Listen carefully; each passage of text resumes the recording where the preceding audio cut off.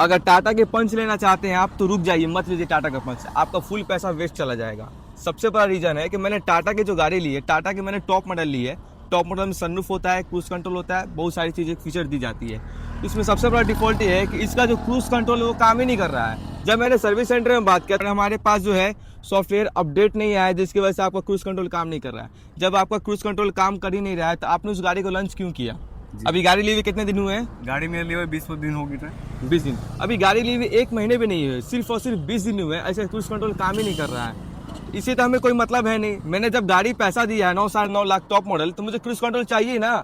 जब मुझे cruise control चाहिए ही नहीं था तो मैं बेस मॉडल लेता 6 साढ़े 6 लाख का। मैंने क्यों 2 लाख रुपए एक्स्ट्रा दिया? मैं लाइव दिखाता हूँ आपको, सामने दिखाइए। जो है रोड हाईवे है, इस पे हम नॉर्मल 70 to 80 की स्पीड में चलेंगे और उस पर दिखाएंगे कि इसका क्रूज कंट्रोल काम कर रहा है कि नहीं कर रहा है। ये आप देखिए, हमारी गाड़ी जो है 70 की स्पीड में 70 प्लस हो गई 75, और यहाँ पे ये क्रूज कंट्रोल का ऑप्शन है। मैंने इसको पुश करके रखा, ठीक है।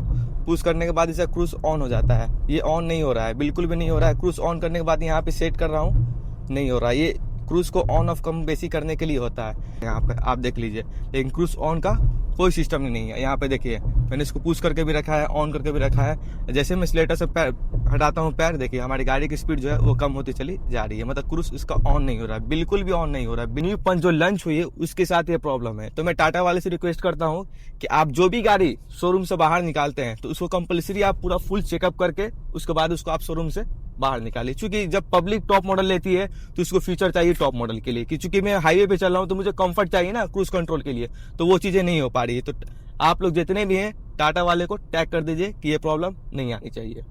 और मेरा ये वीडियो बनाकर दिखाने का, टाटा को बदनाम करने का कोई मकसद नहीं है। सिर्फ मैं ये दिखाना चाहता था कि टाटा जो न्यू पंच लॉन्च हुई इसमें क्रूज कंट्रोल काम नहीं कर रही।